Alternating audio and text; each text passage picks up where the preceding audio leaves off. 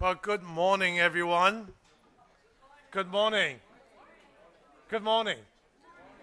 There's coffee over there if you're still asleep. Well, so I'm Victor Zhao, the president of the National Academy of Medicine, and I'm so excited to be on the Hill today with members of Congress, members of our collaborative, guests, and many others who are joining us online. And we're particularly honored that Senator Marshall and also Representative Dingo is with us today. So thank you very much indeed. In 2017, we established our Action Collaborative on clinician well-being and resilience because we recognize that clinician well-being is fundamental for safe, high-quality patient care. Health workers are the backbone of the health system. Their dedication, expertise, and their commitment to prioritizing patient needs at the forefront of every decision underscores their pivotal role in our society. Yet, amidst their tireless effort, health workers face a formidable adversary in the form of burnout. The demanding nature of profession, coupled with long hours and emotionally taxing situations, often leads to exhaustion and burnout. This challenge has been around for quite a few years, but the pandemic made it much worse. Health workers endure unprecedented stress, long hours, witness immense suffering and loss, and facing moral distress.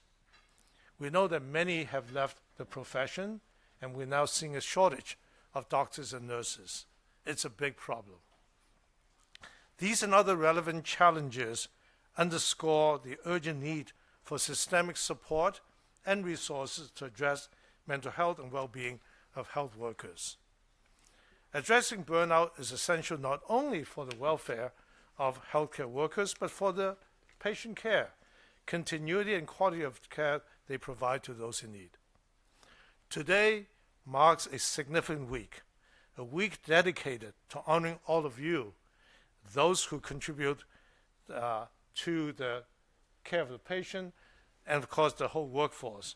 And we're pledging to collaborate to construct a healthcare system that places health and well-being at the very forefront of all of you, at the very forefront. This week will end with the first ever Health Workforce Wellbeing Day of Awareness on March 18th, which coincides with the day that the bipartisan Dr. Lorna Breen Healthcare Provider Act was signed into law by President Biden in 2022. So a bipartisan resolution to designate March 18th as the nation's first Health Workforce Wellbeing Day of Awareness has been introduced by U.S. Senator Roger Marshall, who's here, and then Tim Kaine. We're very honored to have support of so many people in Congress, especially Kaine and Marshall senators who championed this resolution. So the establishment of this day marks a national commitment to both supporting health workers, recognizing progress we've made, and reminding ourselves of continued work we must do to achieve our goals. So as a collaborator, one of the vision for today is to build momentum, a strong national movement for workers' well-being, inspire every member of a health system to engage and build grassroots momentum and support. Importantly, we co-own this together. It's not an NAM effort, it's all of our effort, with many partners to ensure it's impactful and sustainable long into the future. So that's why I'm so glad to see all of you and many bipartisan leaders recognize the importance of this issue. We're honored to have those leaders who they're about to speak to their commitment on this topic.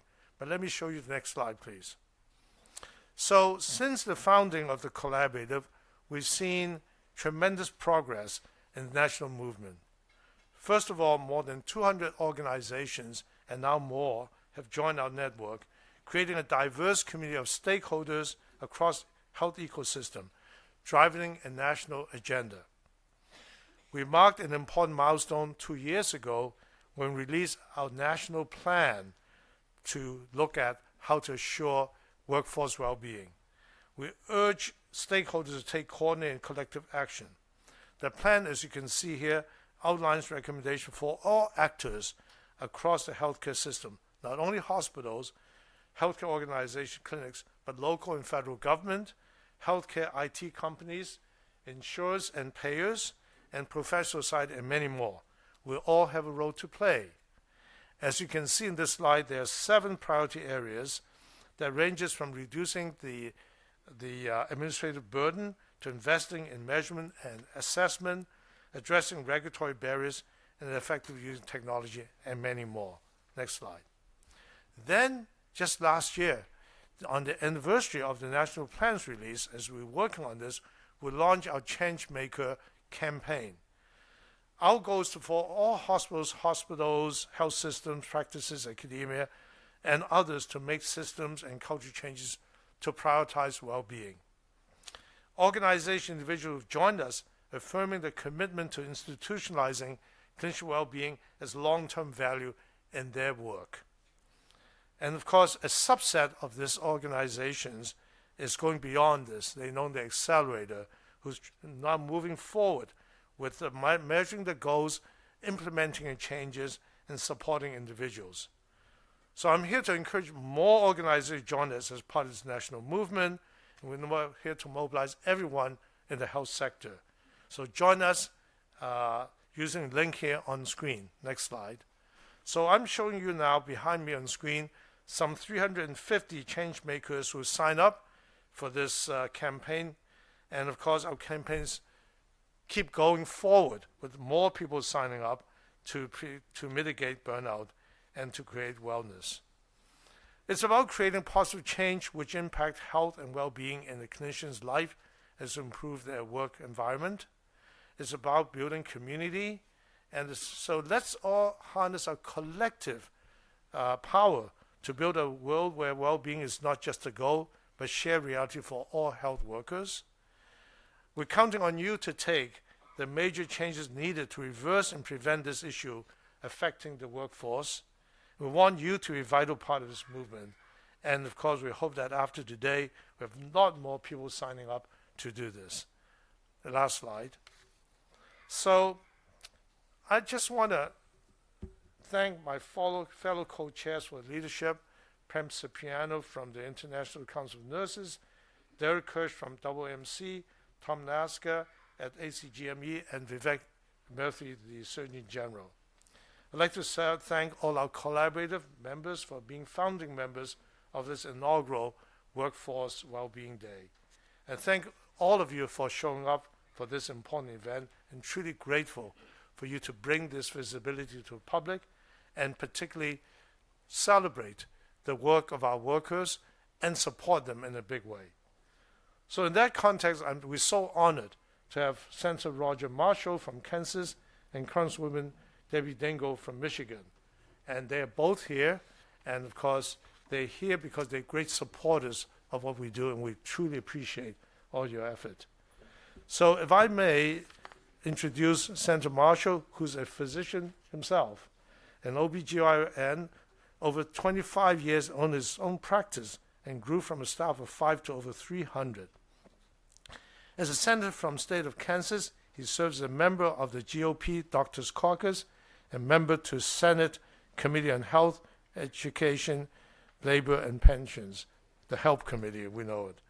And of course, I mentioned earlier, he was instrumental in introducing the bipartisan resolution with Senator Kaine on the Workforce Wellness Day. So please come up and welcome very much indeed. Thank you, Dr. Sal. Thank you so much. Well, good morning, everybody. It is a great day to be here. Help me understand who the audience is. How many folks in the room are physicians? Okay. How many are nurses? Okay. And then how many are in other involvement in the healthcare somehow, some way? So thank you. That's very helpful. That's actually very impressive that you could get physicians out of the office to come here. It is really tough to do that. We're very proud to help introduce this well-being awareness resolution, and we're hotlining it, as they say in the Senate, and we hope to have it through the hotline by the 18th, and I'm sure Congresswoman Dingell is going to mention what's going on in the House side as well, but very optimistic we can accomplish that. If anyone should have an appreciation up here for a burnout in the healthcare workforce, it should be me.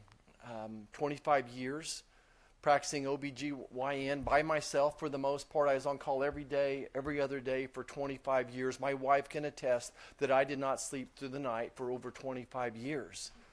And in a city where there was one pediatrician and one anesthesiologist.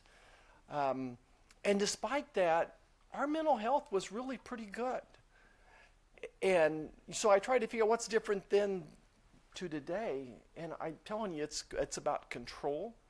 And it's about overregulations. It's that physicians, whatever, we lost so much control already by the year 2000. But to be frank, once the ACA happened, we lost all control.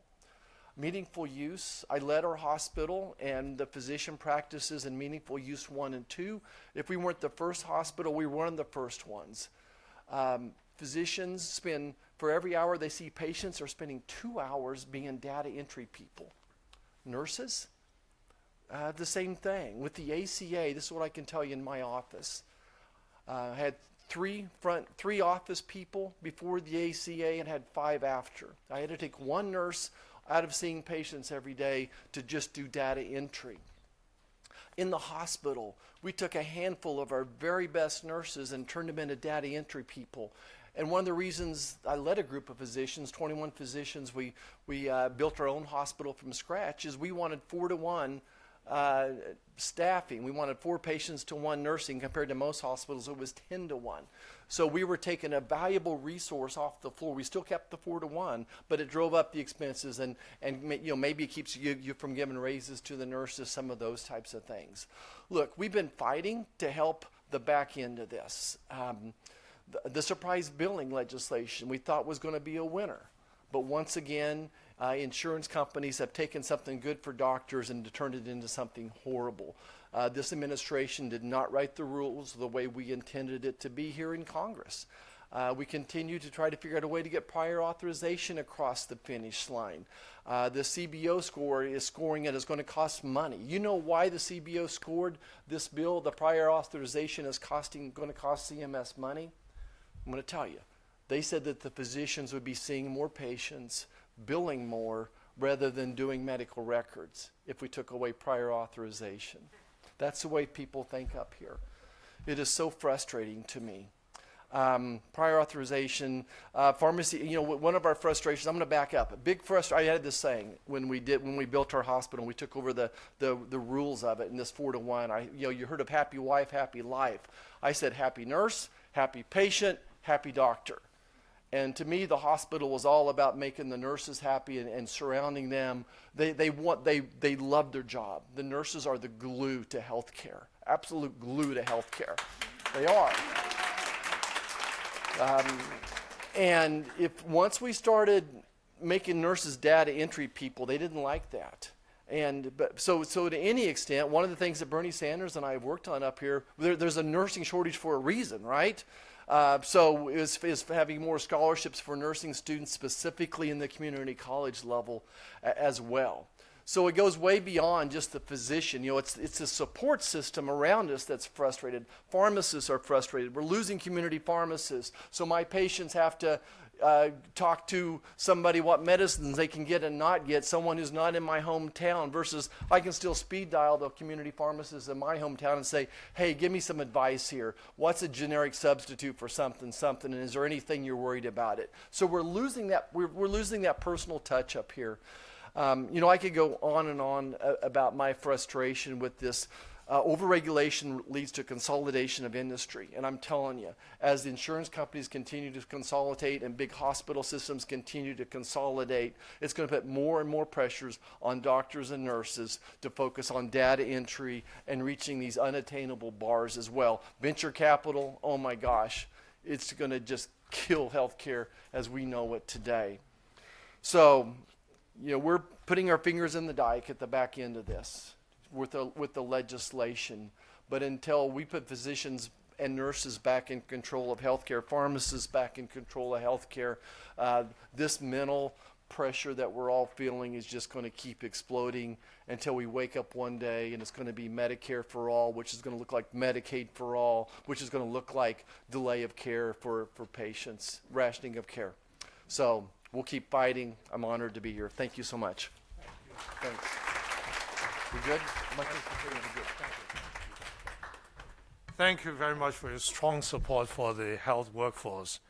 And now it's my great pleasure to welcome Representative Debbie Dingell from Michigan's 6th Congressional District.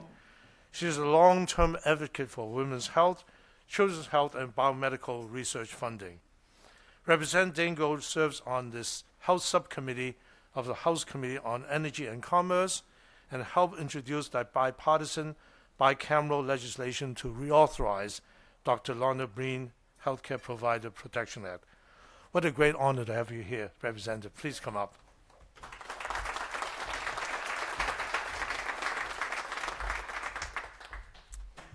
Well, good morning, everybody. It's great to see you here, and it was great to be here with Dr. Marshall, who we don't agree on everything, but I tell you, PBMs and community pharmacists and pre-authorization and a whole lot of things frustrate me as much as it frustrates him. I think that's a common problem that we have to figure out. Look, I think everybody should be able to go to the doctor when they need to go to the doctor, be able to get the medicine they need and afford the treatment that they need. That's just, my father-in-law has been fighting for that since. And, you know, there are a lot of frustrating things in the system, but you don't give up working. And I'll tell you, I'm going to get PBMs done if it kills me. So that's not what I'm here to talk about, but I believe in community pharmacy because I think well, I'll behave. Because I'm really supposed to talk to you this morning about, and thank you for inviting me to be here as part of the inaugural Health Workforce Wellbeing Day of Awareness. And I think it's really important to talk about that. I want to thank all of you for your service and your commitment to keeping our community safe and healthy. And, you know, this issue's been around for a long time, but COVID sure shined a light on it and really made all of us pay attention to what is happening to people who are working in these circumstances. As you know all too well, healthcare professionals like yourself dedicate their lives to serving patients, often at the expense of your own physical and emotional well-being. This was especially true during the COVID-19 pandemic, when on top, I've spent a lot of time with the doctors and the nurses during COVID-19, and I still do rounds at the University of Michigan Hospital. I know Michigan's in the house somewhere, but I do rounds every quarter, and I try to meet once a month. I was just there at Mott's last week with a group of the different doctors. I want to know your issues. And the nurses. That's why I do the rounds. And the nurses, I try to maybe communicate between the nurses and the administration sometimes. Not always the easiest job. But people, so many medical personnel of all, everyone who cleaned the rooms, made sure there was food. The nurses that when patients couldn't see anybody and they were only allowed to communicate with their families by iPad and they were dying. So many nurses and doctors were the only ones people had at end of life. People have no idea the kind of stress that took on all kinds of people. And it's and on top of putting themselves in physical danger, there were doctors that died, and there were nurses that died, and there were people who cleaned rooms that died at the beginning. And they worked days on end while understaffed, under-resourced. I had, at the beginning of this, people were scared. Let's be honest. We didn't know what COVID was. And we couldn't get people masks in many of the hospitals. I was going out and collecting garbage bags from my neighbors and from people in the community and dropping them off to some of the places that were taking care of COVID patients so they could use those as gowns because we didn't have just basic medical supplies that people needed. So, like everyone else, not like everyone else. You were out there more, putting yourself in danger more, and you felt isolated. And you know what? There were mental health issues. Dr. Lorna Breen, who we're talking about today, was one of those very brave healthcare providers who put her life on the line for her patients. And unfortunately, she died by suicide in the early days of the pandemic. So we passed, right after she died, legislation, and we've recently reintroduced the Dr. Lorna Breen Healthcare Provider Protection Reauthorization Act in her memory to bring awareness to the increased risk of suicide that physicians face, as well as provide resources to prevent and address burnout and the unique mental health challenges that healthcare workers face. The legislation will continue to support federal grants for health professionals to create evidence-based strategies to reduce burnout and mental health conditions related to the job stress, and a nationwide campaign to encourage healthcare workers to prioritize their mental health and to use available services, and to try to make sure there are available services. You know, we got to rip the Band-Aid off, the stigma connected to mental health. I'm just going to say that to you. I talk about it. I had a sister that died by suicide and drug overdose. And my father was a drug addict. And I had some pretty horrific moments as a child. And I talk about it because it happens in every family. It happens in all kinds of communities. And I was afraid for years, and quite frankly, someone did, try to blackmail me over my father when my husband was in office. And you can't let that happen. We cannot be afraid to tell the truth. We got to get people the help they need. And the way we do it is to rip that Band-Aid off that stigma and get people to understand it's normal to be stressed. When patients you are taking care of cannot see their loved ones, they may die. And you're the only one that's got any human touch for them. That's hard. That's stressful. There was a nurse in one of my hospitals. I'm going to tell you a true story. In one of my hospitals that I've gotten to know the family very well, that committed suicide after taking care of some of these patients. And I spoke about that nurse at a Chamber of Commerce meeting. It was only a year ago. I give this speech every year. And one of the hospital people demanded that the chamber take my speech down because I talked about that nurse and was horrified and tried to cause problems for me. Well, you know what? Don't ever do that to me. I made a stink like that hospital has never heard. The head of the hospital apologized to me, didn't know that that employee had done it. And by the way, I don't want to see people fired, but that employee is no longer able to be in a position that they can stigmatize the truth. People need to understand the truth. Communities need to understand the truth. Communities need to support the medical personnel that need the support, especially in trying times. Doctors and nurses and healthcare workers have some of the hardest jobs around. We continue to see shortages throughout our healthcare systems, and it's important to me that we continue to have this conversation so we do reduce the stigma around mental health treatment for everybody. You're here today to talk about a healthy workforce well-being day for the medical community, but we need to do it for everybody. It's a fact. And what I want to do is help make sure the resources that you need in the medical health community are readily available.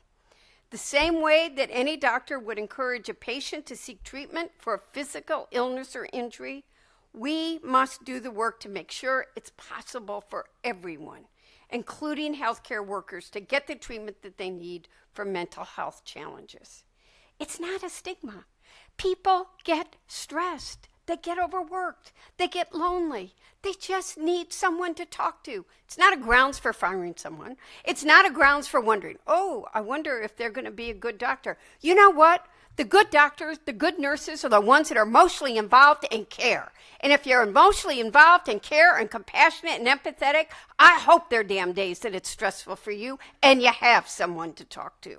So I'm going to be one of your fighters. Know that.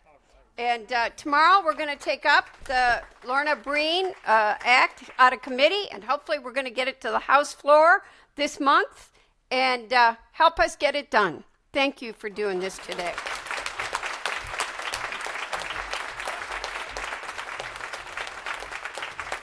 Well, thank you, Representative Dingle, for your compassionate and inspiring remarks. So thank you for sharing your personal experience with us. And of course, we know you're always here for us and we can count on you. So thank you again.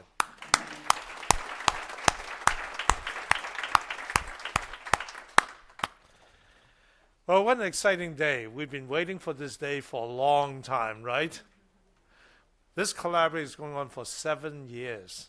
We've gone through a lot and ups and downs, but we are here.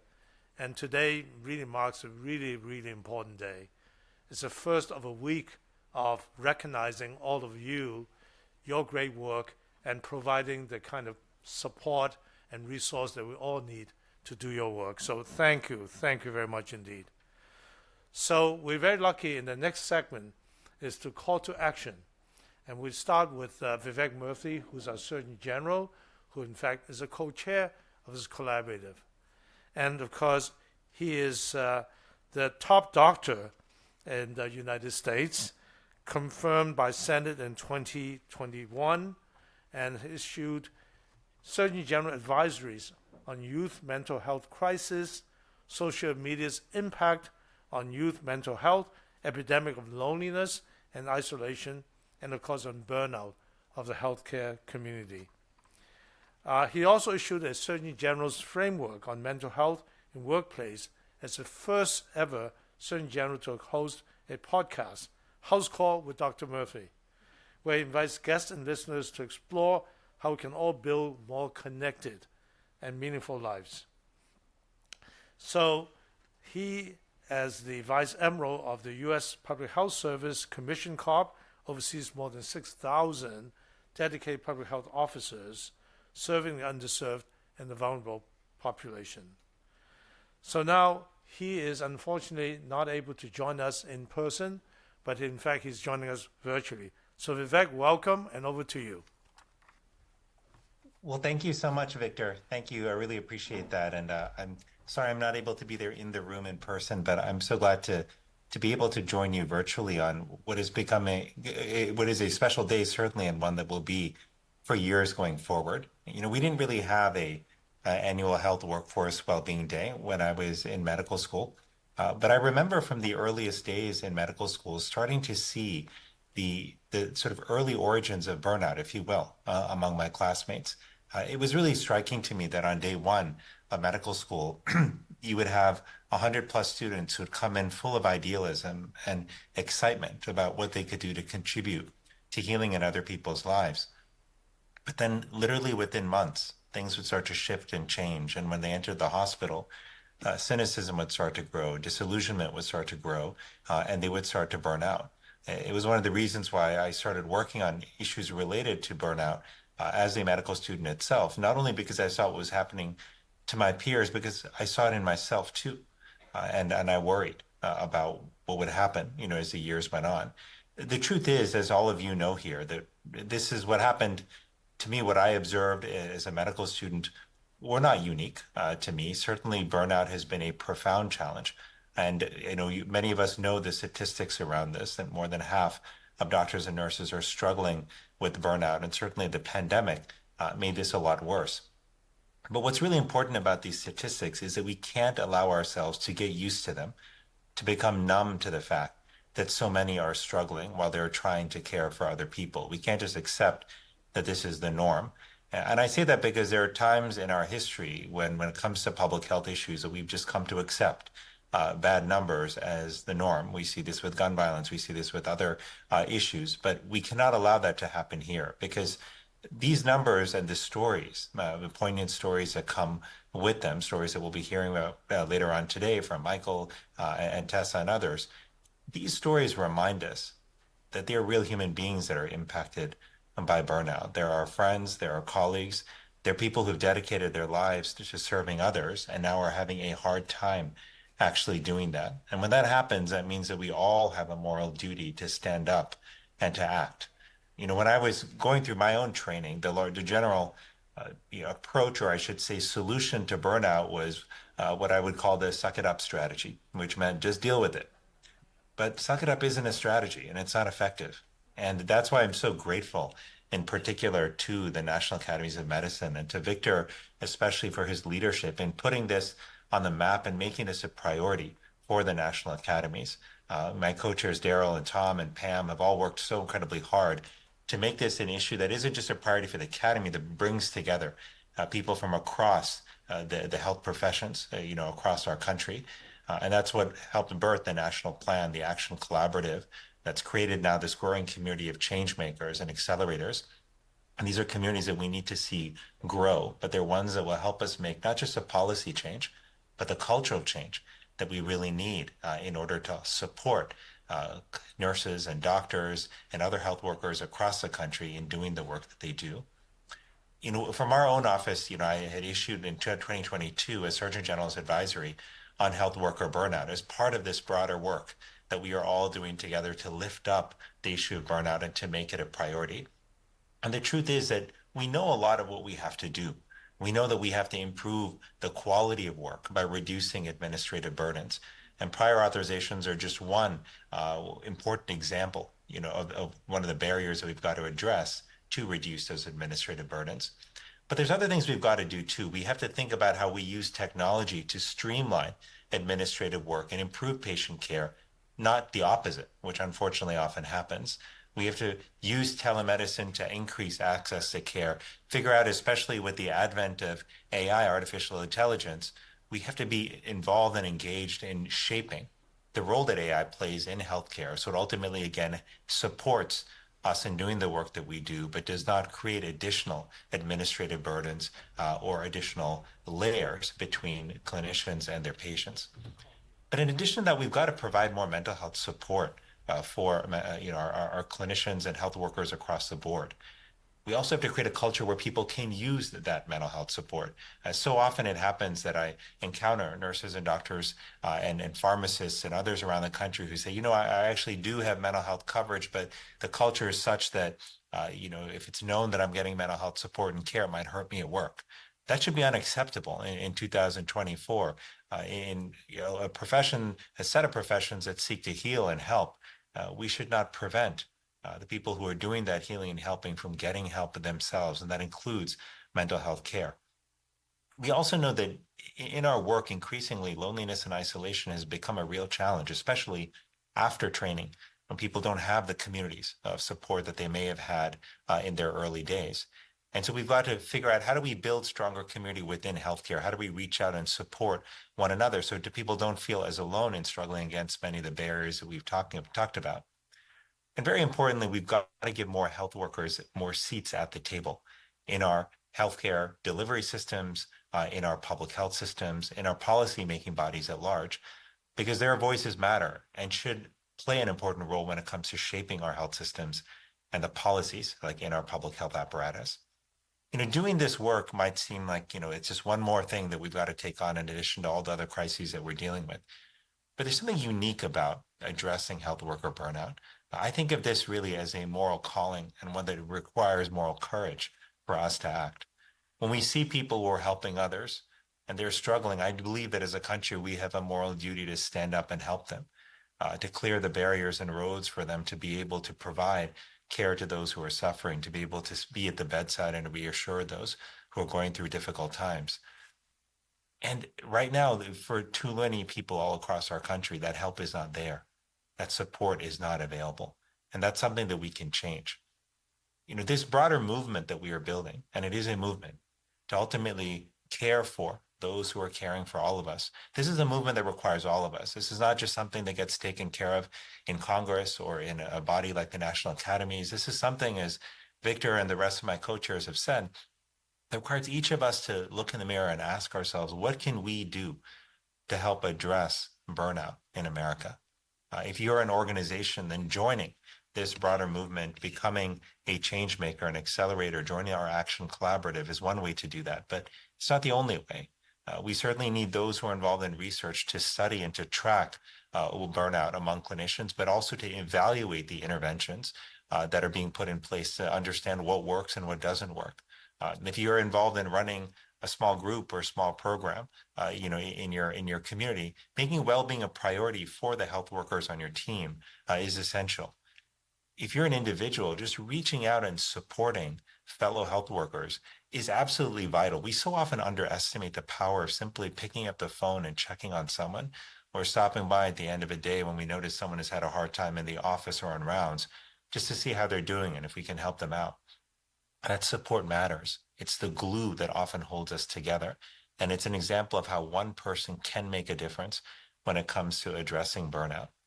As individuals, we can also help destigmatize mental health by being open and real, perhaps about our own challenges or about our own use of mental health resources. That helps normalize it for everyone else. And all of us across the board, whatever role we play, we can help advocate for change in the supports that clinicians receive and health workers across the board. And in eliminating the barriers and burdens to good care, we can be advocates, whether it's with our local, state, or federal lawmakers. So the bottom line is that this is an issue that is urgent, that demands all of us, all of our participation, and all of our attention. And we have to make sure that policymakers also recognize how vital this is. This is not only about making sure that we have an apparatus there and people there to care for us during times of great crisis like a pandemic. It's also about making sure that we have primary care doctors and primary care nurses who are actually available to see and take care of people during normal times. So I'm making sure that we've got a public health workforce that can help keep our communities safe, make sure our drinking water is okay, make sure our food supply is all right, make sure people in communities know the information they need to live a healthy life. We need all of that to thrive as a nation. And right now, the numbers and stories are telling us that our health workforce is not as well as it could be. And that's upon all of us then to take action, to lift this up to be the priority that it should be, and in our own roles to take action to help improve health worker well-being. So I'm so glad that we have this day that Victor and so many have worked to establish, to focus on health worker well-being. And it is not the only day, obviously, that we focus on it, but it serves as a reminder for us to come together to reaffirm our commitment to well-being in the health workforce, and to ultimately creating a day when all of us can know that we can go and see a doctor or a nurse or be the beneficiary of public health actions in our community and know that the people providing that care, that they are well, that they're fulfilled, and that they are taken care of. So now it gives me great pleasure to introduce you to two people who are going to actually share their perspective and their experience when it comes to health worker burnout. The first is Michael Foti. Michael is a leader in osteopathic medicine. He's a clinical assistant professor of internal medicine at the Touro College of Osteopathic Medicine. And he will share a bit about his experience and what led him to focus on well-being in his work. So Michael, let me turn it over to you.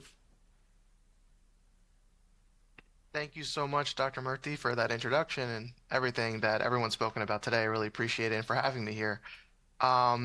This really started for me in terms of being very passionate about health, workforce well-being in my training. And that's led me now to being very much a passionate advocate for ending the stigma of mental health among healthcare professionals. Now, it all started when I was in my first year of training. I was a intern in internal medicine in 2020, which obviously, as everyone knows, is when COVID-19 first arrived here in the United States. And much of what is spoken about is much of what I, really encountered as a first year training resident. I was seeing death and suffering on a daily basis, 12 to 16 hours of day, for patients who, were young in their 30s and 40s who shouldn't have been suffering and dying from a disease that was obviously very new to all of us. I was calling my patients' loved ones to tell them that they love them because my patients were too sick themselves to do so. I was holding my patients' hands as they passed away because, as was mentioned, their loved ones couldn't come into the hospital, because of COVID and the restrictions that were in place. And this was every day, all day, for months. And, I witnessed so much, but I don't think I really processed any of it at the time. And at the very same time, I unfortunately lost my mother, who passed away suddenly to what was found to be complications of undiagnosed lung cancer. And, I went to her services, of course, and had to return, only days later back to work because, of course, we were still in the thick of COVID, and I needed to return back to being, a resident physician in the hospital. And again, I don't really think I ever grieved her loss at the time. I'm probably still grieving her loss to this day. Um, Fast forward to graduating residency and becoming an attending physician is when my battle with mental health started. I was, awakening every morning with intense anxiety, a fluttering in my chest, every night being awoken with panic that would felt like someone was ripping open my chest, squeezing my left arm. It was the most intense feeling I'd ever experienced, and I wouldn't wish it on anyone. And this was going on daily for months. Uh, Eventually, this led to a severe depression because I didn't know why this was happening to me. I would question to myself, why is this happening to me? All of the expectations of becoming a doctor my whole life, and I felt as if I couldn't live up to it because why this was happening to me. And eventually I switched jobs thinking that it was the job, and it turned out it wasn't. Eventually boiling over one night where this intense panic had gotten so bad, I thought that maybe this wasn't panic at all, and I went to the emergency room. All the testing turned out normal, and I later was diagnosed with, a panic disorder and depression. And I was ashamed. I felt ashamed to be me. I shuttered away from my son and my wife and stayed in my basement day in and day out because I was embarrassed. I was ashamed that I couldn't live up to being a doctor. Uh, and eventually, one day, I finally got the courage to get the help that I needed. I saw my primary care doctor. He started me on an antidepressant. I was referred to a psychologist who I was seeing weekly, and I put in the work. I put in the work on myself, and it was the best thing that I could have ever done. And I learned several things about myself, and a lot of what was mentioned today also. One thing was that, I had paired my identity with being a doctor. And when that came into question, so too did my very being, and I had become shattered. And so something that I tell all my students and on many of the presentations that I now give, both locally and nationally, talking about my story, is being a doctor or a nurse or anyone in the healthcare field, it is what we do. It is not who we are. Because if we pair our identity with what we do, and if that ever comes into question, then so will our very being. And another part of something that I learned, and again, this was spoken about today, is that the shame that I felt came from the very stigma of mental health and medicine.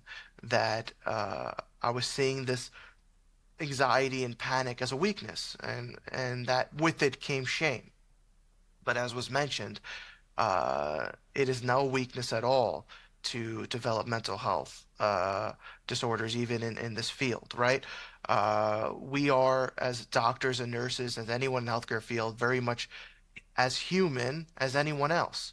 So, as human beings, we are vulnerable to the experiences of loss and grieving and suffering, just like anyone else, and can experience those consequences, that being, for example, anxiety and depression. And so to expect us not to is really, naive and unfair to expect that healthcare workers can't develop the very same disorders as anyone else, right? Developing this anxiety and depression after experiencing what I experienced for the last 3 years is part of the human experience. But the strongest thing that I did was get the help that I need. And this is why I've become very much an advocate for mental health, because I don't want any medical student or trainee or physician or anyone in the workforce to suffer in silence the way that I did. No one should suffer in silence. We should have the resources that we need to get the help that we need and feel empowered to get that help. And I think and believe truly with all my heart that part of that is all of us sharing our stories, speaking up as a collective, that it is okay to not be okay, and it is okay to get the help that you need. And I will continue to speak on this as I am given the opportunities and the platform as I have today. And I'm grateful to be standing here today, for not were for my wife and all those that were there to support me day in and day out, to tell me that it is okay to feel the way that I'm feeling. I'm here to tell all those in the health workforce and everyone really, it is okay to not be okay.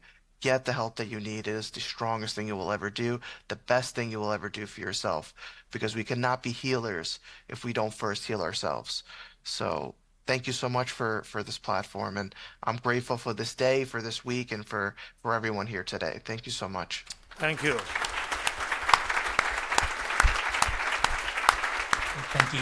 Thank you so much, Michael, for that really poignant and honest story. And to me, that demonstrates the kind of, Michael's story really demonstrates the kind of honesty and openness, I think, that is so powerful, and helps us really crack open that mental health stigma and open the door to really addressing burnout in an honest and direct way. So thank you, Michael.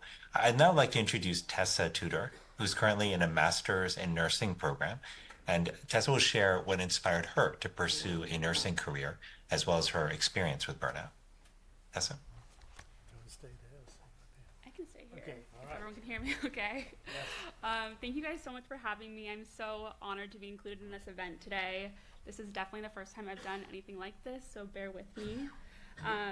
And just a huge thank you to the National Academy of Medicine for having me today. I'm still pretty new to healthcare workforce, and I'm coming into the conversation from the lens of a student, as I'm currently pursuing my master's in nursing from Johns Hopkins. As a true newbie on my way in today, I was so anxious and, of course, broke my heel coming in. So huge thanks to my other nursing student, Haley, who literally gave me the shoes off her feet, so I'm not standing here barefoot in front of you today, which is why I wanted to stay seated. But yeah, this is the second career for me, and as I got my first degree in business, and like most good Seattleites, I started my career at Amazon. So I'm definitely no stranger to the importance of workforce well-being, the toll that an unhealthy work environment can take on you. So when I started at Amazon, I was a young, straight out of college, but the work culture was that no one took PTO their first year. We consistently worked 60 hours a week, and I never saw Thanksgiving off. So all this to say that when I was considering a career in healthcare, I thought I was really well prepared to handle the notorious healthcare burnout.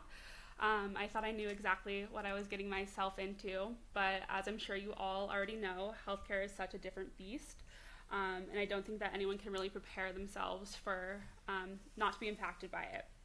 Something they told us on our first day of nursing school orientation is that whatever mental health issues we were bringing with us into the program would undoubtedly get worse.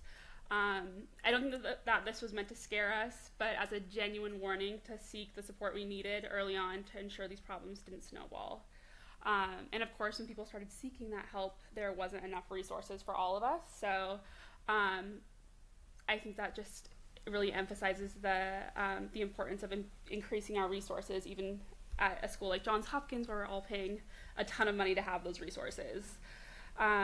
So this is why the sentiment really stuck with me, though, as I spent the greater part of my 20s working towards finding peace with my mental health, and I'm now unwilling to compromise that again in the name of professional excellence, which is why I'm so excited to be coming into nursing in the era that these conversations are being had. I know this is brand new and something that I'm so thankful you guys all put the groundwork in, that I can be sitting here today and have the luxury of speaking about this.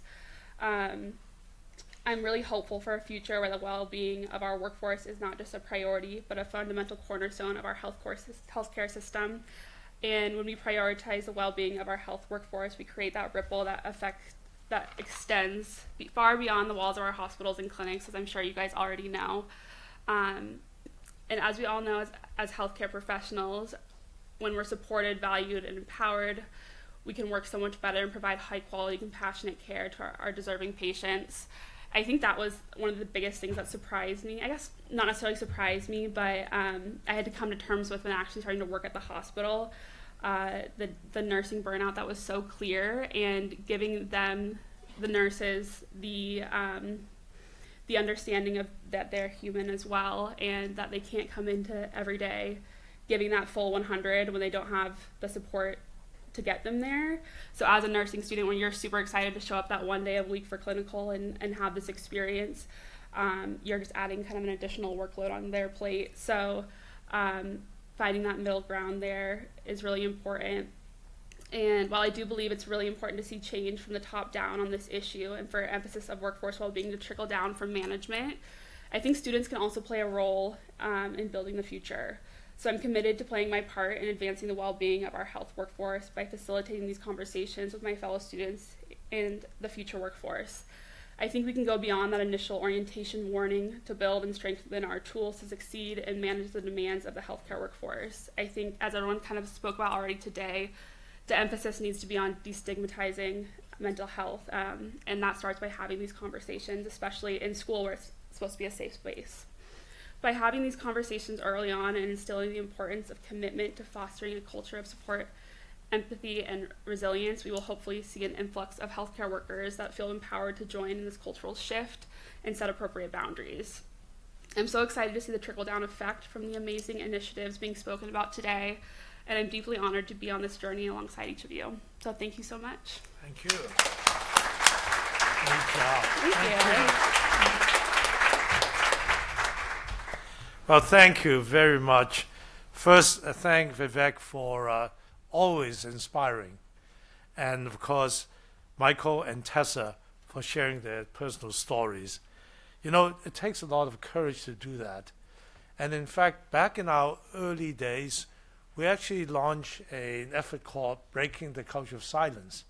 Because as you heard, people are not willing to talk about their own experience, worried that in fact there will be consequences, or maybe their colleagues and their patients won't see them as strong doctors. You know, it took a lot of courage, and actually I see Derek Kirsch here myself. People like ourselves, senior people, actually experience the same experience as you do. It took me a lot of courage. In fact, Tim, it was at the ACGME meeting, I talked about my own experience and not recognizing the time it was a burnout. I was an intern and I was truly stressed. But then I was unhappy, but when my wife got sick and a couple of times hospitalized, I finally said, I'm quitting. And I did. Now the good news is that I didn't walk out of the hospital. I finished my internship and quit. And of course, when I realized I made a mistake, I tried to come back, and the director of the program says, too late, we gave you a slot away. It's a true story. I didn't recognize at the time I was really having burnout in making a very, very, shall we say, tempestuous decision. But of course, as you can see, I landed okay. So for anybody who had burnout, it's okay. And Daryl will have similar stories to tell you. I'm sure he will. But I think it's just to show you that people like myself and Daryl and others who are people see as, quote, successful, have the same experience. And we survived it. We're not brave enough to talk about it until more recently. So thank you, giving us the courage. So, you know, I just want to, before I introduce Pam, to tell my co-chairs, Tom Naska and Tim Brigham, of course, representing Tom, Daryl Kirsch, and Vivek Murthy, and Pam Cipriano for the great support, and all of you. I was just writing down, you know, I gave my prepared remarks, but I said, I didn't make that point well enough. 7 years ago, when we first started this, most people didn't know about this burnout issue. But along the way, we created this collaborative, did so much work in allowing people to express themselves, to talk to vendors and hospital administration and everybody else to recognize this problem. And then finally we said, you know, this is a system problem. Just like Vivek said, it's not just suck it up. It's actually a system problem. Just like the IOM, the NAM did to As Human. It's a system problem. So we actually commissioned a study called a system failure for burnout. That wasn't quite enough to move the needle. So we worked very hard with all of you to create a national plan, to take those ideas and turn into a plan which actors, everyone in this room, and vendors and government, as well as the need to take action. That plan turned out to be, of course, extremely useful. Then we launched a campaign, and now we have a National Day. You deserve a round of applause.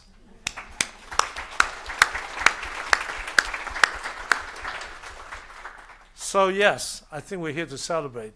And before, again, I choose Pam, I want to thank the staff. Look at this. Look what came out of this. This is not something we do every day in National Academy. Trying to create a National Day, a movement with all of you, and engaging everybody. So I do have to thank Ann, please, Ann Tran, to stand up, come on.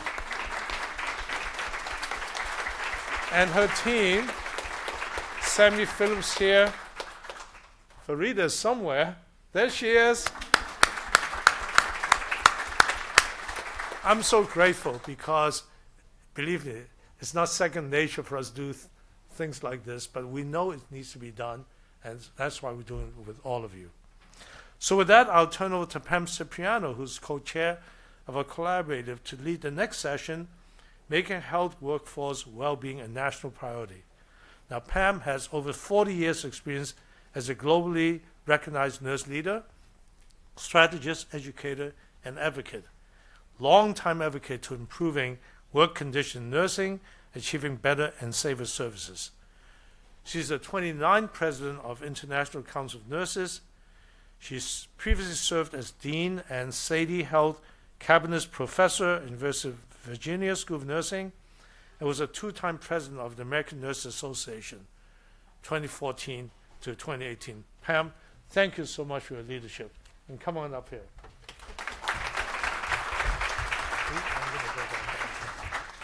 Thank you very much, Victor. It's really been a distinct pleasure to be part of the collaborative since day one, and you've heard some of the great work that we've been doing. I'm also pleased to wear another hat, as some of my other colleagues in the audience do, as a board member of the Dr. Lorna Breen Heroes Foundation, who are strong partners in this work.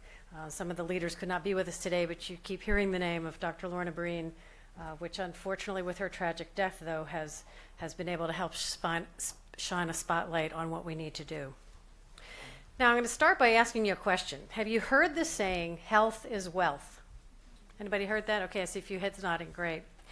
We depend on our healthcare workers for health, and a thriving workforce is essential for delivering safe, high-quality, patient-centered care. We all know this. It's part of what is the fabric of our thoughts every day.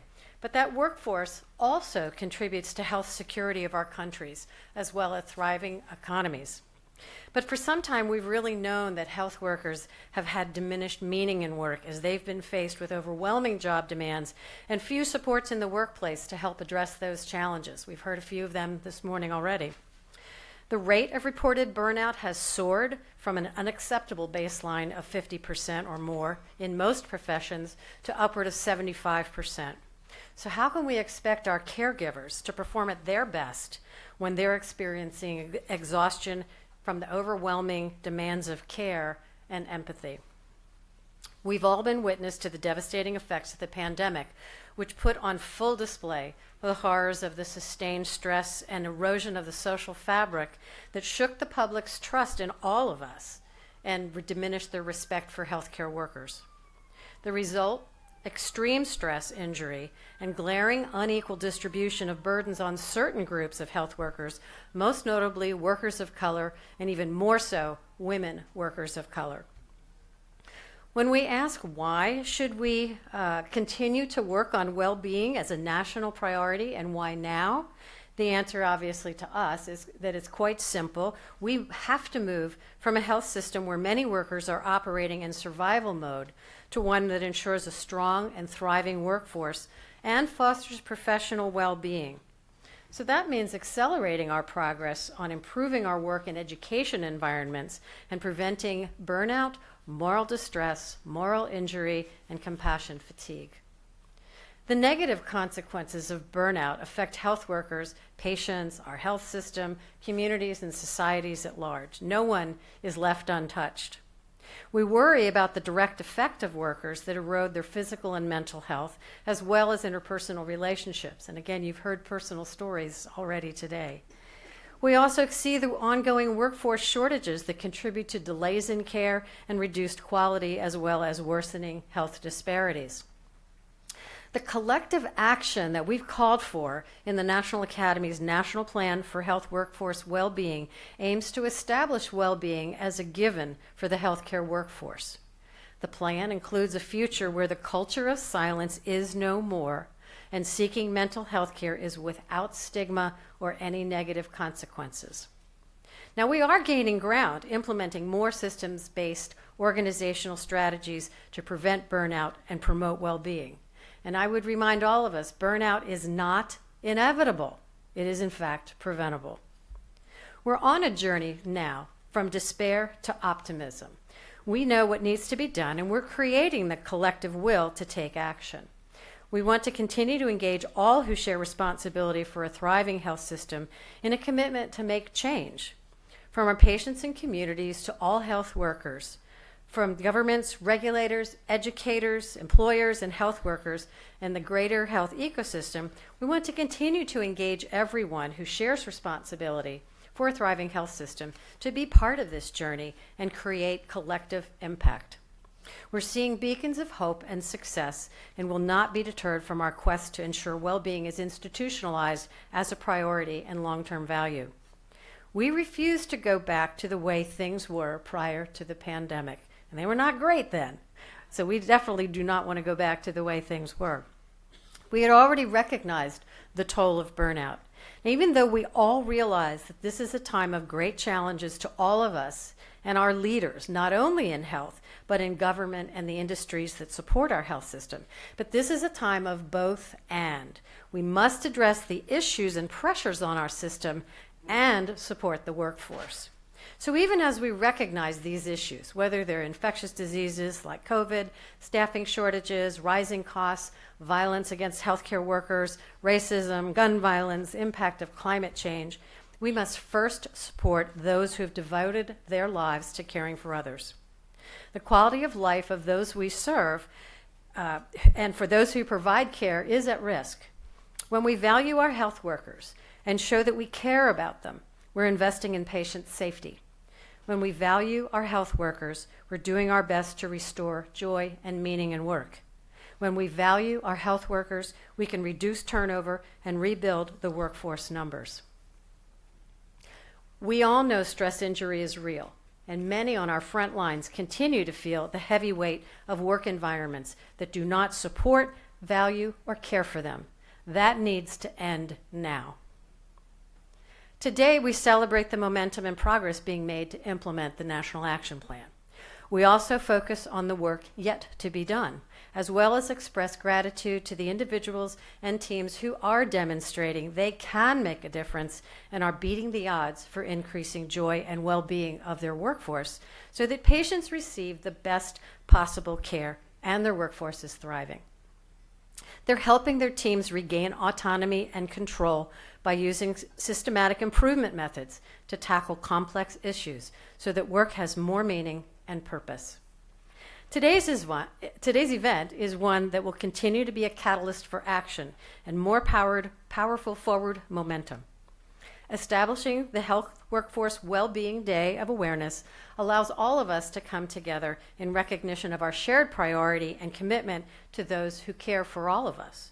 Together, we can transform the healthcare environment with lasting system changes, not only for us today, but for generations to come.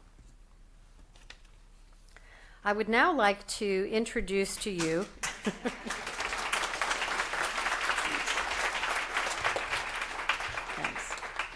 two videos that we have from members of Congress. The first will be from Senator Tim Kaine from Virginia, whose name, as you know, is well placed among all of these activities. Tim has not only been a sponsor from the original Lorna Breen Healthcare Provider Protection Act, but the reauthorization that we are hearing will be introduced or voted on tomorrow. And then also then from Senator Todd Young, who is one of the co-sponsors of reauthorizing the Lorna Breen Healthcare Provider Protection Act. So if we would first now hear from Senator Kaine. Hey everybody, Senator Tim Kaine here, and it's a pleasure to join you by video today. I wish I could be with you in person. I want to start by thanking the organizations that have brought us together today to celebrate March 18th as Health Workforce Wellbeing Day of Awareness. The National Academy of Medicine, the Office of the Surgeon General, the National Institute for Occupational Safety and Health, and the Dr. Lorna Breen Heroes Foundation. The Health Workforce Wellbeing Day of Awareness comes on the anniversary of the President signing the Dr. Lorna Breen Healthcare Provider Protection Act into law on March 18, 2022. A lot's happened since then. The National Academy of Medicine released its National Plan for Health Workforce Wellbeing and has started a Changemaker campaign to spark a national movement to support the health workforce. The Office of the Surgeon General issued an advisory addressing healthcare worker burnout. The National Institute for Occupational Safety and Health implemented its Impact Wellbeing campaign to give hospital leaders evidence-informed solutions to reduce healthcare worker burnout. And the Dr. Lorna Breen Heroes Foundation and the 44 grantees who receive funding under the Dr. Lorna Breen Healthcare Provider Protection Act are working tirelessly every day to make change at their institutions, in their communities, and across their states. I'm encouraged by the steps we've taken over the last 4 years to support our healthcare healers. Addressing provider burnout is a journey that we're on together, and our collective progress is gaining momentum. We have a few important initiatives happening this year in Congress, and we need your help. First, Senator Marshall and I introduced and are working to pass a bipartisan resolution designating March 18th as Health Workforce Wellbeing Day of Awareness. Second, Senator Young and I introduced and are working to pass a bipartisan bill to reauthorize the Dr. Lorna Breen Healthcare Provider Protection Act. And third, appropriation season is upon us, and we need your help to encourage our colleagues to continue funding the important grants created under the Breen Act. Through your advocacy, we can keep building on our progress to better support our healers. Thanks for all the hard work you're doing, day in and day out, to address burnout in the healthcare workforce. We have a lot to do, and I look forward to working together to make more progress. Hi, I'm Senator Todd Young. I hope your event's going well. I want to take a quick moment to express how important our healthcare workforce is to all Americans. As we've seen so many times over the past several years, our frontline healthcare providers put their own health on the line every day in order to serve our communities and take care of our citizens. I'm proud to be a part of a bipartisan, bicameral group of lawmakers working to pass the Dr. Lorna Breen Healthcare Provider Protection Reauthorization Act. Our bill would help reduce and prevent suicide, burnout, and mental and behavioral health conditions among healthcare professionals.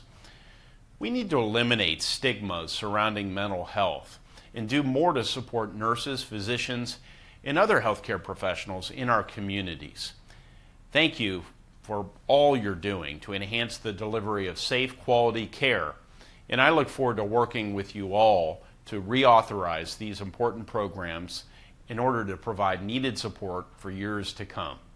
I hope you enjoy your time in Washington.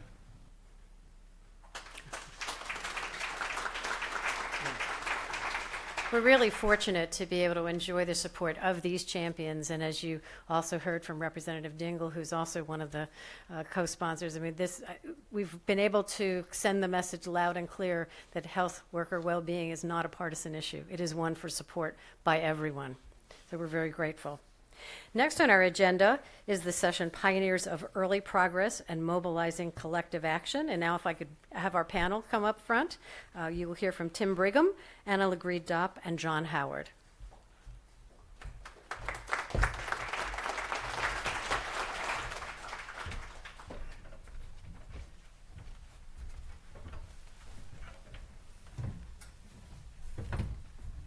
Good morning.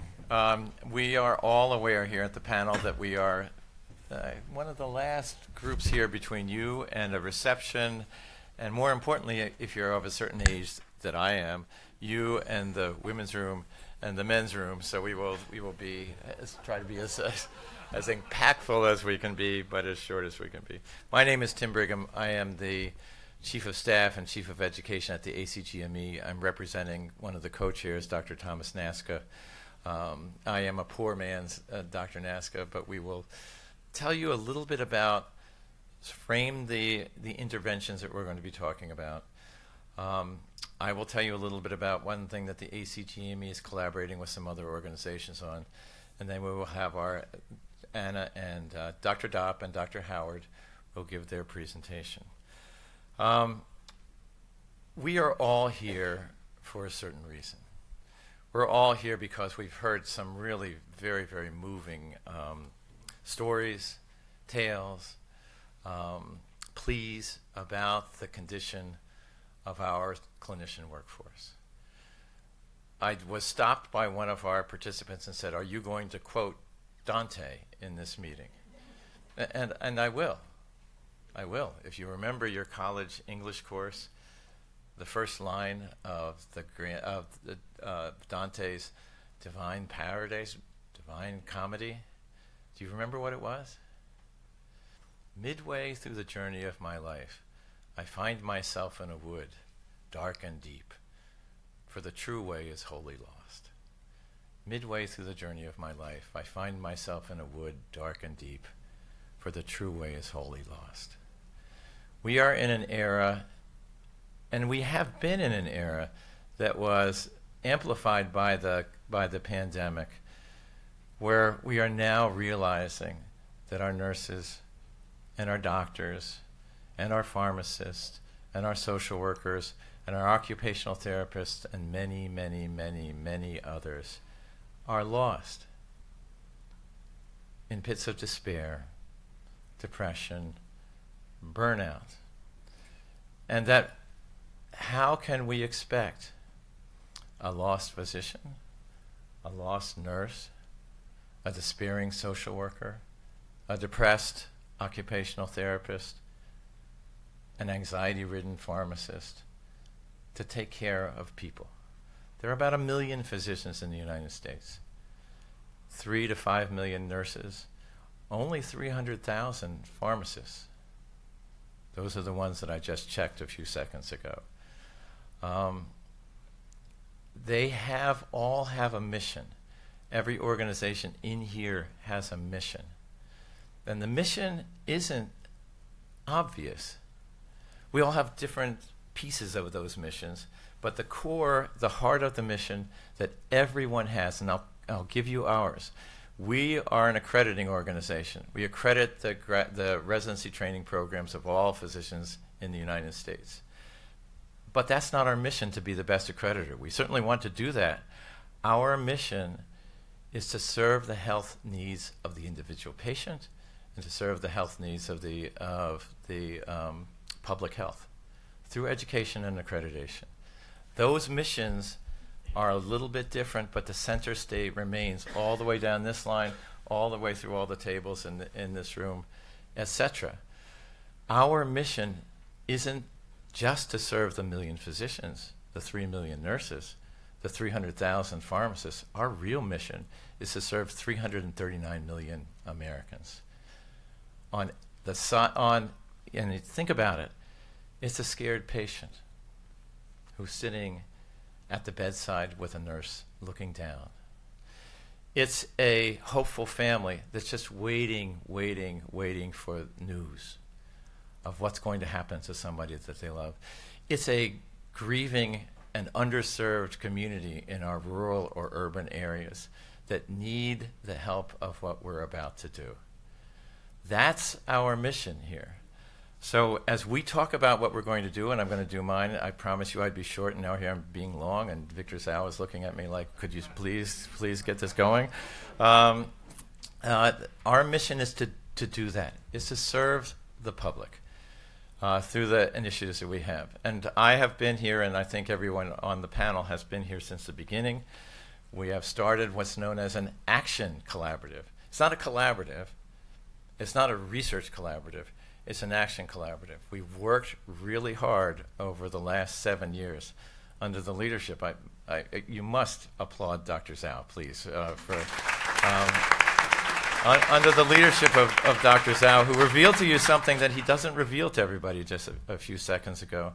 We've worked really hard to come to this point where we're now putting the action as the big word in the collaborative, doing some research on what it is that we're doing, looking what is really successful and what's not. That's just as important as the things that are, what's generalizable and what's not.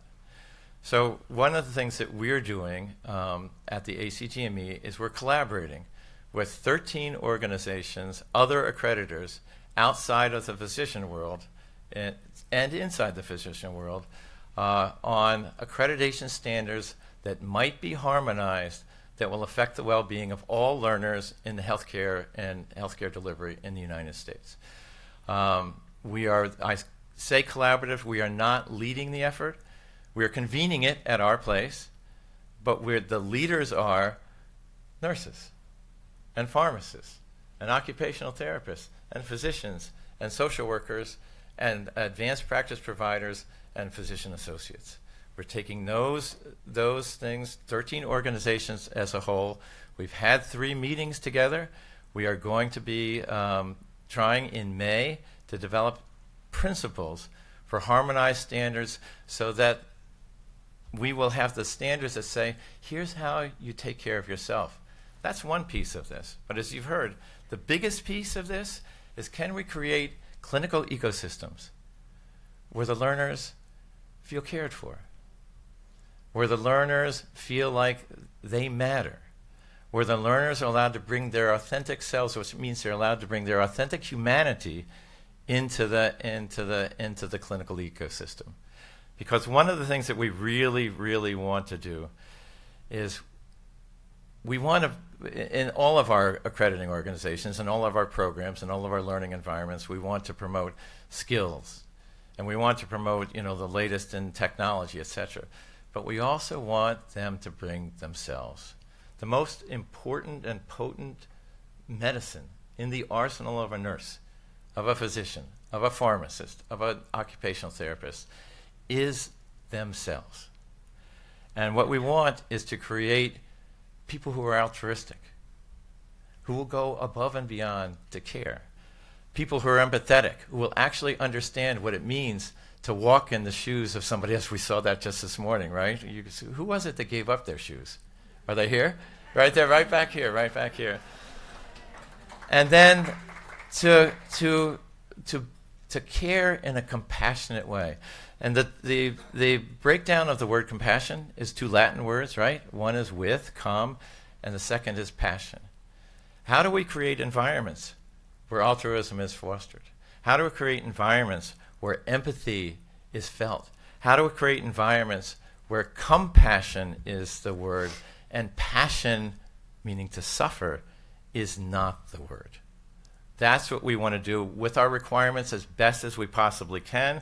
So we want to foster and nurture and support and celebrate humanity, altruism, empathy, and compassion, because here's the deal. Every patient that comes to see any of us in this room is writing a novel with their life. And you might feel really important, but you're not the hero. They're the hero. They're writing it until they or one of their loved ones gets sick. And then they turn the pen or the pencil or the computer over to one of us. And when they do, we help them write the next word, the next sentence, the next paragraph, the next chapter, and maybe we're the ones to help them put a period on the end of their sentence. How can we do this? How can we create this? If you're going to, everybody that graduates from a residency program works for 40 or 50 years, which means the people that were going out, they are going to be practicing in 2074. We have a responsibility to them. The biggest and most potent form and environment in which professional identity is formed is in the learning environment. And it's not just the learners. The faculty are the role models that they are cathecting on like goslings on a goose. If the faculty, clinical faculty is not there at that place, then what happens? They learn that.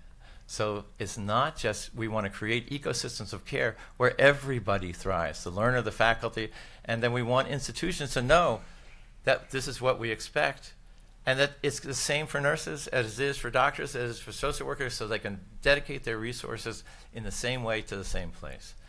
That's what we're trying to do here with at the ACGME, with the learners. That's why we're doing it. That's why all of us are doing what we do. So with that, I am going to turn it over. My colleagues here, Dr. Dopp is the Senior Director of Government Relations, American Society of Health System Pharmacists, and she is an amazing, excellent human being that I've grown to know. And I'll use a word that's forbidden, like in the four-letter word that's forbidden in healthcare, and when you talk about medical education, I've grown to know and love. And love is the center of what we do, right? We love patients. Dr. Howard, I have just met. We had a really nice conversation in the back. He has a pair of, if you want to talk about shoes, he has a pair of cool shoes on that beat anything that I've ever worn. Dr. Howard is the director of the CDC, National Institute for Occupational Safety and Health. I will turn this over to my two colleagues, and thank you for paying attention to a story that just came on me here. So, Dr. Dopp, you're on. Well, thank you, Tim, for that kind introduction. Good morning. Good morning. This is so exciting. What an important event this is, and thank you so much for allowing for us to be part of it. The American Society of Health System Pharmacists, or ASHP for short, is the collective voice of pharmacists who serve as patient care clinicians in hospitals, health systems, ambulatory clinics, and other healthcare settings, spanning the full spectrum of medication use. Our 60,000 members range from pharmacists, pharmacy technicians, pharmacy residents, and student pharmacists. As it's been said, unfortunately, the pharmacy workforce is also experiencing alarming rates of occupational burnout, moral injury, and stress. And it's a very sad reality to note that the pharmacy workforce is at an increased risk of death by suicide than the general population. Recognizing the urgency of that issue, in 2017, our leaders at ASHP revised our strategic plan to include a commitment to workforce well-being and resilience. And in order to meet those goals and inform those strategic objectives, we knew we needed a North Star to our work. And so at the same time, we joined as a formal sponsor of the NAM Action Collaborative on Clinician Wellbeing and Resilience. And to put it simply, our work with this community is better because of the connections and the information that we've learned. Our engagement has been critical to informing and inspiring what we've developed for our members and on behalf of our members. The 2018 New England Journal of Medicine publication that we all know that Victor and Daryl and Tom wrote, "To Care is Human, Collectively Confronting the Clinician Burnout Crisis," truly captures the essence of the Action Collaborative. It states, through collective action and targeted investment, we can not only reduce burnout and promote well-being, but also help clinicians carry out the sacred mission that drew them to the healing professions, providing the very best care to patients. Addressing health workforce well-being through collective action and targeted investment is the only way to fix this public health imperative. So our journey with the Action Collaborative over the last 7 years seems like it's taken on 3 different phases of work, and they've all been highlighted a little bit this morning. The first was raising awareness and creating urgency around this issue. The second, as we started to anticipate the recommendations from the consensus study and look forward to implementing those strategies, the pandemic hit. The COVID-19 pivot, as we started to refer to it, then enabled us to shine a light more on the mental health needs and what moral injury costs there are for those who work in the healthcare workforce. And now in this third and current phase, we recognize that this is not an initiative that will one day be checked off of our to-do lists. It needs to be a value that's embedded within every organization, championed by leaders, and embraced as an accepted responsibility of everyone in the healthcare system. That's why we've enthusiastically committed to sign on as an NAM Changemaker Accelerator, further solidifying our dedication to this vital work. And so a few of the things that we are doing and will be doing over the next couple of years include establishing the ASHP Wellbeing Ambassador Program. This is an effort aimed at empowering local action and creating cultures of well-being. This is thanks to the funding that we received through HRSA for the Health and Public Safety Workforce Training Program. We have reached over 4,000 members of the pharmacy workforce, and we have plans to recruit a special cohort for all the pharmacy workforce members within the Public Health Service soon. We also collaborated with the National Association of Boards of Pharmacy and the American Pharmacists Association to host a summit where we looked at all the recommendations from the national plan, from the Office of the Surgeon General, and talked about how to implement that from a workplace perspective by employers and organizations. And we also collaborated to establish September 20th as Pharmacy Workforce Suicide Awareness Day. So before closing, I'd like to acknowledge the significant contributions of Dr. Zhao and the NAM staff, the steering committee, all the members of the Action Collaborative. You have been the constant and dedicated wardens of this movement to drive change. Tessa, you referenced Ripple in your comments. And as Mother Teresa once said, I alone cannot change the world, but I can cast a stone across the waters to create many ripples. And indeed, through collective action and targeted investment, the NAM Action Collaborative and its members have sparked countless ripples of positive change. Thank you.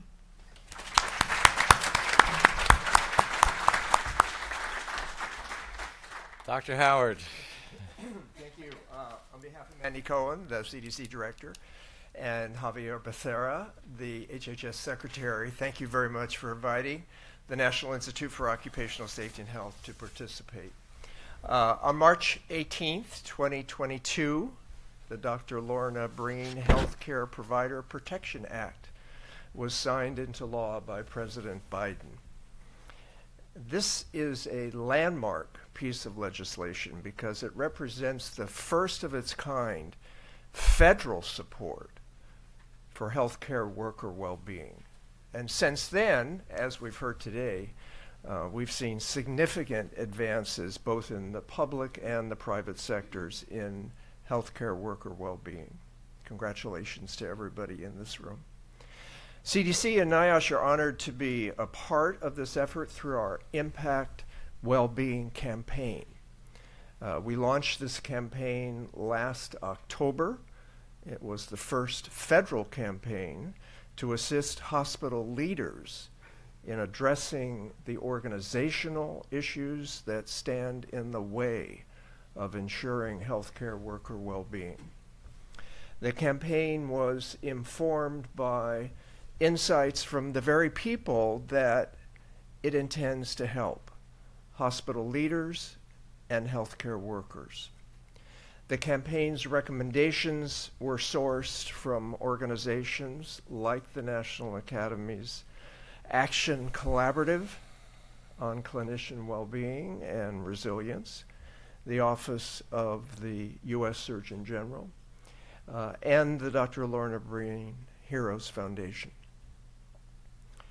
Importantly, the campaign moves us from understanding the reasons for the problem of healthcare worker burnout to implementing evidence-based solutions to prevent burnout. The solution space is centered on taking an organizational approach to removing well-being stressors at work and focusing on system-level issues that contribute to healthcare worker burnout and moral injury, as opposed to a sole reliance on individual resilience. A recent CDC NIOSH Vital Signs report reinforces the perspective and demonstrates some key areas where hospital leaders can focus for the greatest impact on healthcare worker well-being. For example, the report makes healthcare workers who were invited to participate in workplace decision-making, that they developed more trust for management and were less likely to feel burnout. It can be extremely hard for hospital leaders to know where to start because they have many, many demands on them. And when faced with the limited time and limited resources, it can be difficult. So that's why we are launching an Impact Wellbeing campaign, and we will soon be releasing a step-by-step guide for hospital leaders to implement evidence-based solutions. So every day, as we've heard, people like all of us place our lives in the hands of healthcare workers, and we express our sincere gratitude to them. So thank you for inviting me here today, and thank you for supporting our campaign, and thank you for all the work that you do for the American healthcare worker. Thank you.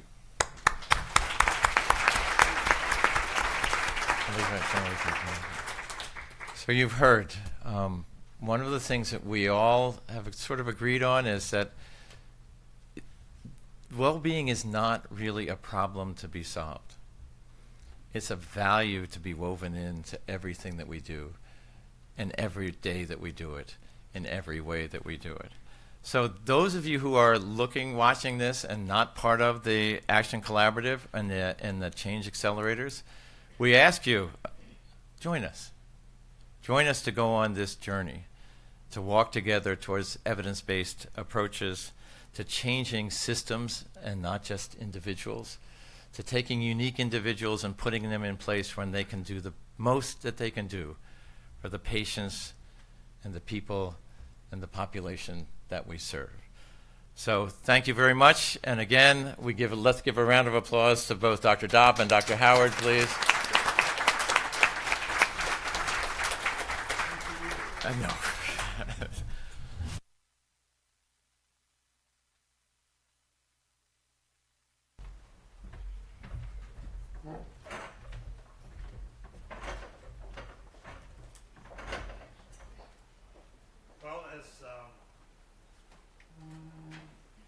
First of all, thank you very much, Tim, Anna, and John, really for the great support.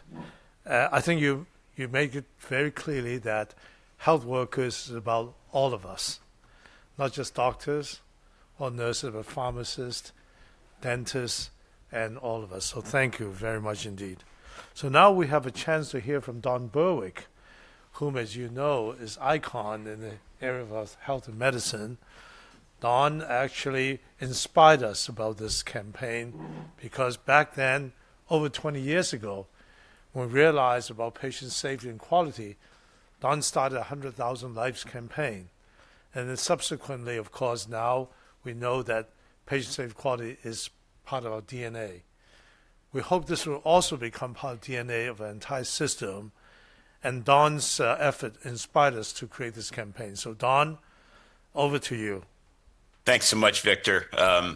And thanks for the chance to join you. I really wish I could be there in person. It just couldn't work out for me today.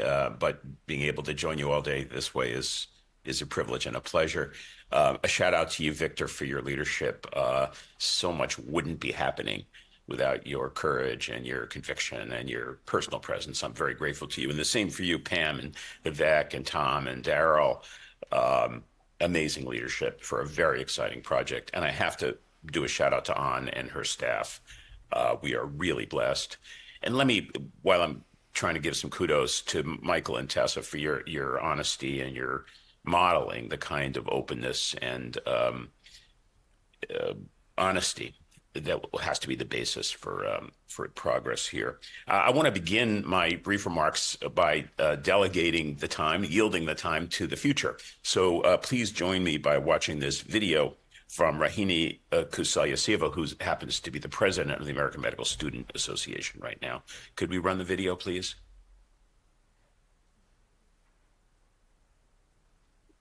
Hi everyone, my name is Rohini Kaushaliya-Siva, and I'm the current president of American Medical Student Association, or AMSA. As a future physician, I cannot stress enough the importance of advocating for the well-being of clinicians and healthcare providers. Our profession faces extraordinary demands, from navigating the complexities of patient care to balancing the emotional impact of our work with our personal lives. These challenges can take a toll on our mental, emotional, and physical health. Yet when healthcare providers are supported, when our well-being is prioritized, the benefits extend far beyond ourselves. We see improvements in patient care quality, increased job satisfaction, and a healthier work-life balance. This isn't just about making our jobs easier, it's about ensuring we can provide the best possible care to those who need us the most. By advocating for our well-being, we're not only looking after ourselves, but also reinforcing the foundation of a robust, compassionate healthcare system.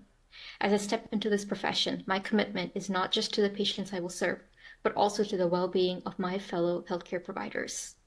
Together, we can create an environment where everyone, providers and patients alike, can thrive. Thank you. Thank you, Rahini. You'll hear the voices of the youth among us today really telling the truth, and we're so lucky to have that young leadership. Let me get real for a minute here about the leadership demands here. And I want to address my remarks particularly to those of you listening to me who are on boards of trustees, are in senior leadership positions, or leadership positions in clinical roles in our healthcare system. Your plates are really full. There's a lot of priorities out there. Equity and anti-racism, decarbonization, which Victor has also been leading us on nationally, social determinants of health, coping with new payment models, workforce shortages, pandemic preparedness, and more. This might not have been the job you thought you'd have. And now here we come along asking for mobilization on the workforce well-being. Why workforce well-being? And is it optional? Is it something that we can say, well, if you have time for it in your very, very busy schedules, you ought to deal with it? I don't think it's optional. I think this is an absolutely mandatory component of what healthcare leadership has to be focused on in the next generation. Without it, I think healthcare will fail. Let me make three quick arguments for that, which you've already heard in some form from our marvelous speakers up until this point. The first is a framework that my colleague Maureen Bisignano taught me a few years ago. She used the phrase, "You cannot give what you do not have." That is what we're hearing from Rohini and Michael and Tessa and others. Our patients depend on us to offer them compassion and respect, time to slow down and pay attention, support in all its forms. And it is simply a human fact that we cannot give our patients what they need unless we get what we need. That's not a statement of selfishness. It's not a statement of unprofessionalism. It's a statement of fact related to the science of human psychology itself. No service organization can offer those it serves what it does not give to those who serve. I'm reminded, I hadn't put this in my remarks, but as I listened to some of the earlier comments, I'm reminded of my own residency in pediatrics. I've never told this story before, but I will. I was on duty the night that my wife, Ann, went into labor with our first child. And so quite surprised and anxious, I called the chief resident to say I need coverage so that I can go be with my wife. And his answer was, "No, you're on duty." Now, I appealed that and eventually went to my wife's side to enjoy the birth of our first child. But I remember the tearing sense of this instruction that there was a contradiction between my duties to my patients and my duties to my family and myself. That's not okay. That's not a kind of culture we need to build. Unless we take care of ourselves, as Rohini said, we cannot take care of those we serve. Luckily, I don't think that would happen today. But that idea of the needs of the patient come first, which is the rule for us, does not mean that our needs are subordinated to the level of the kind of ultimately violence that we're talking about in this session. lest you want to add an economic side to this, it's smart business. If you believe that your leadership of organizations depends on meeting the patient's needs, you can't do that unless the workforce has the robust support that they then need to offer to patients. The second point I want to make is really crucial, and that is that unlike so many other real serious problems we're dealing with in our world, in this case, we know what to do. The science is firm. We have the leading research done by people that have been very involved with this work so far over the past 7 years. Tate Shanafelt at Stanford, his colleague Steve Swenson at Mayo, Tom Nask and Darrell Kirsch themselves and their leadership and their organizations, Wendy Dean and Simon Talbot and their amazing work on moral injury. And then all of this consolidated in the amazing plan that Vivek Murthy pulled together as Surgeon General in his Surgeon General's guidance, and then today especially relevant, the action plan that the National Academy of Medicine has pulled together. These are not empty documents. They're full of rich evidence-based ideas about what you, as a leader, a chair of medicine, a director of nursing, a CEO of a hospital, a board of trustees in a hospital, can implement tomorrow to help deal with this problem of burnout and pressure on the workforce. We know what to do. Third point I want to make is that this pursuit of health and well-being for the healthcare workforce intersects and synergizes with another really important agenda, and that is an equity agenda. Our healthcare workforce is enormous, as we were really reminded of in the COVID pandemic. And you know, the lower paid, lower status members of our workforce during the pandemic and all the time, they don't have the opportunity to sequester, to decide not to show up during the pandemic or any stress in our systems. They come to help. They show up. And in the pandemic, they saved us. And we owe them.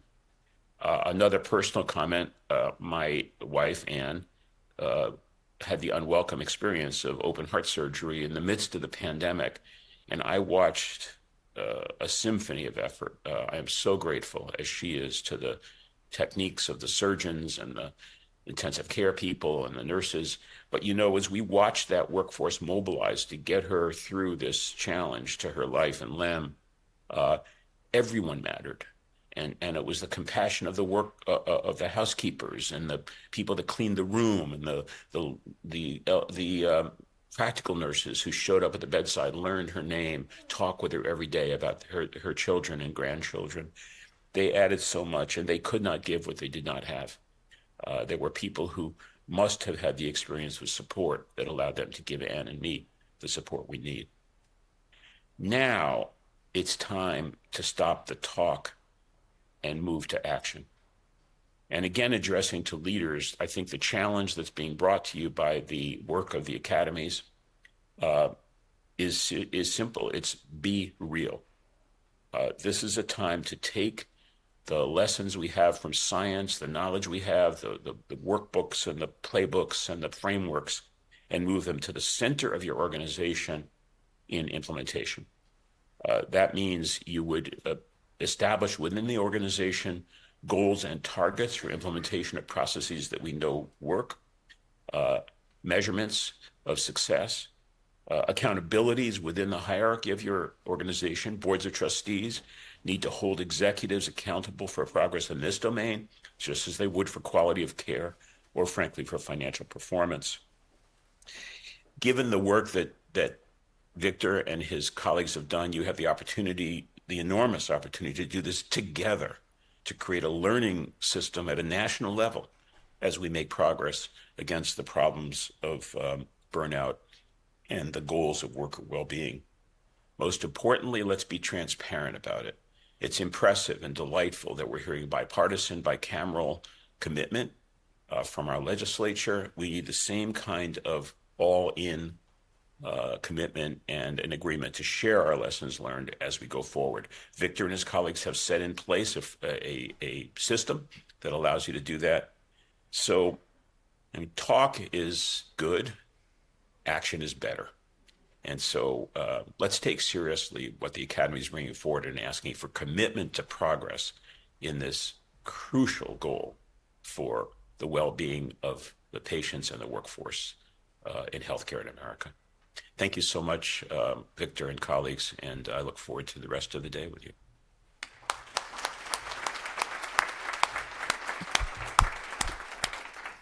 Don, as always, inspiring, and I've learned so much from you.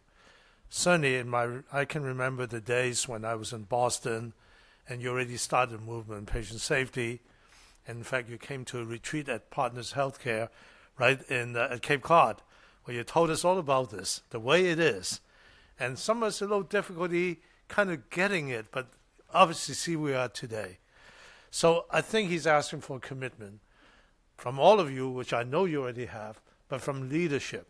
We need to bring that message home to tell our leaders that this is really important to make that commitment, because it's good for patients, it's good for their system, it's even good for their business.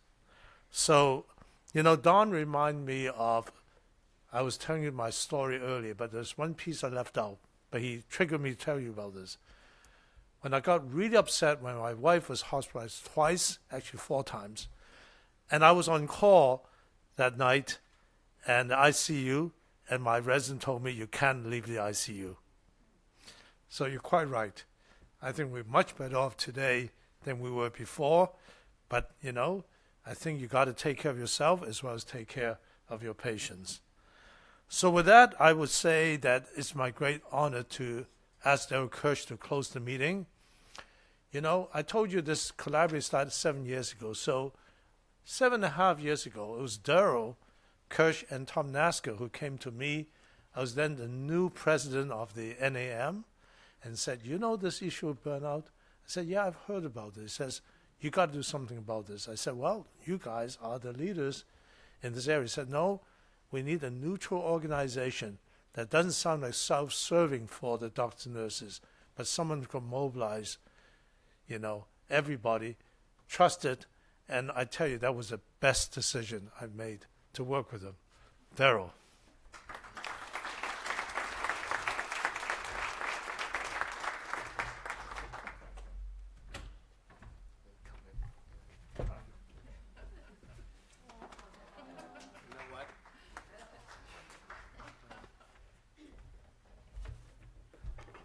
I remember the conversation.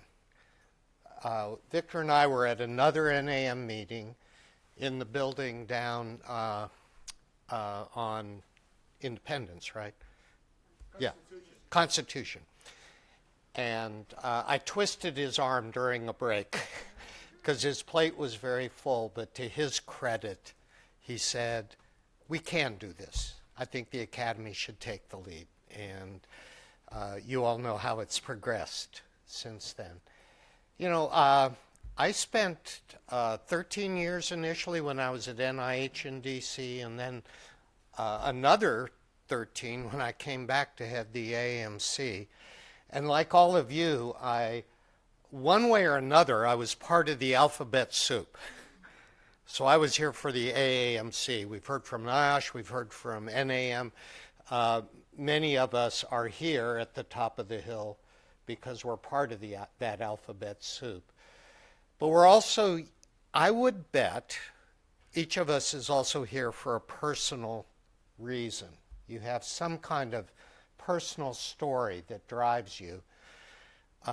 For me, that personal event was actually 50 years ago, 50 years ago this month. And I was finishing as a first-year med student 12 weeks of grueling, gross anatomy. And I was totally burned out. And then within a matter of weeks, I became totally depressed and even felt suicidal because I felt I was failing to become a doctor. I was failing in my career ambition. What was left for me? Well, unfortunately, I was impaired. Fortunately, I was given help. I was steered by a very caring student affairs dean to get psychiatric care.